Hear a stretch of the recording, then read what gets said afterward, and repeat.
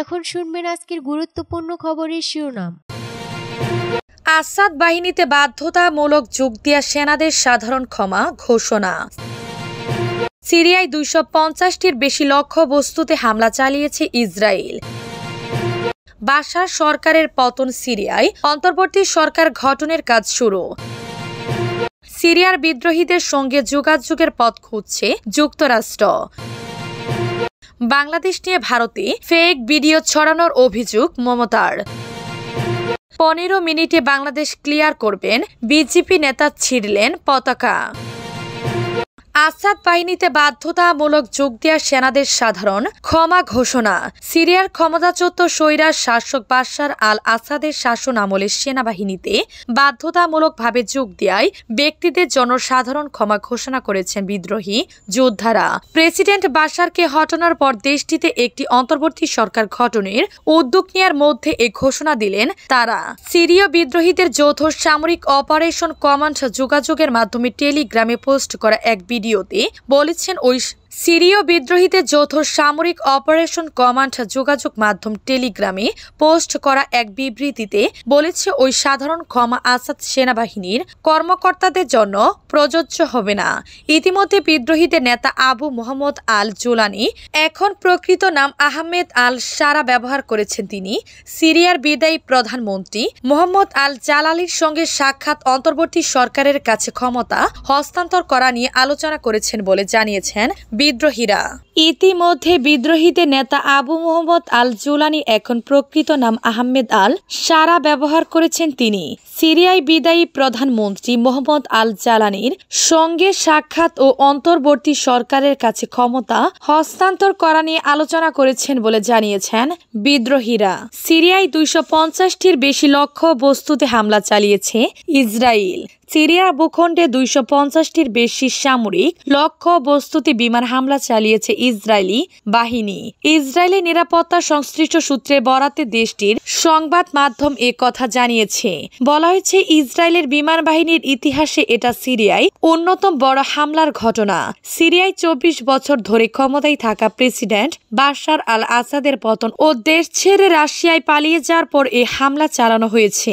রাষ্ট্র নিয়ন্ত্রিত Israel army radio সূত্রের নাম গোপন রেখে জানায়, সিরিয়ার ভূখণ্ডে 250টির বেশি লক্ষ্য বস্তুতে বিমান হামলা চালিয়েছে ইসরায়েলি বাহিনী।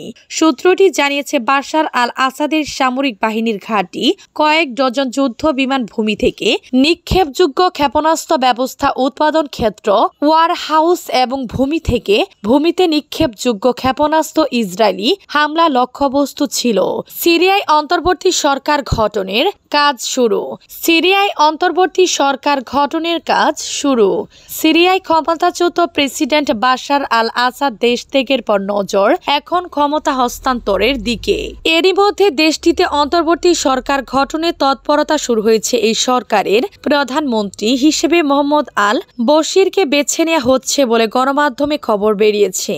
যদিও সিরিয়ার রাজনৈতিক ভবিষ্যৎ নিয়ে সংশয় রয়েছে অনেক বিশেষজ্ঞদের। সিরিয়ায় 13 বছরের গৃহযুদ্ধের পর রোববার ক্ষমতাচ্যুত হন বাশার।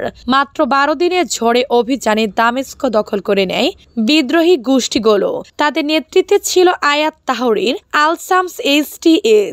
সিরিয়ার ইদলিব প্রদেশে এইচটিএস পরিচালিত সিরিয়ান স্যালভেশন গভর্নমেন্টের প্রধানমন্ত্রী হিসেবে দায়িত্ব পালন করেছেন কৌশলী মোহাম্মদ আল বশির। আল জাজিরার খবরে বলা হয়, গতকাল বাশার বিরোধীরা একটি ভিডিও প্রকাশ করেছেন। তাতে দেখা যায় আল বশির ও বাশার সরকারের প্রধানমন্ত্রী মোহাম্মদ আল জালালির সঙ্গে বৈঠক করেছেন এইচটিএস এর প্রধান আবু মোহাম্মদ আল জালানি। এরপর আল আরাবিয়া টেলিভিশনকে আল জালানি বলেন, সিরিয়ান স্যালভেশন গভর্নমেন্টের কাছে ক্ষমতা হস্তান্তর করতে রাজি হয়েছেন তিনি। তবে অন্তর্বর্তী সরকারের সফলতা নিয়ে সংশয় রয়েছে বিশেষজ্ঞদের। রয়্যাল ইউনাইটেড সার্ভিসের ইনস্টিটিউটের গবেষক স্যামুয়েল রামানি আল জাজিরাকে বলেন, বাশারের পতনে এইচটিএস এর সঙ্গে যে কয়েকটি গোষ্ঠী ছিল তার মধ্যে উল্লেখযোগ্য সিরিয়ান ন্যাশনাল আর্মি এসএনএ। সিরিয়ার বিদ্রোহীদের সঙ্গে যোগাযোগের পথ খুঁজছে যুক্তরাষ্ট্র। যুক্তরাষ্ট্র।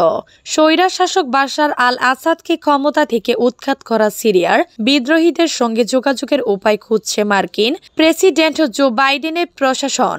তুরস্ক সহ এই অঞ্চলের অন্য অংশীদারদের সহায়তায় সিরিয়ার সঙ্গে অনানুষ্ঠানিক কূটনৈতিক সম্পর্কের যাত্রা শুরু করতে চাইছে যুক্তরাষ্ট্র।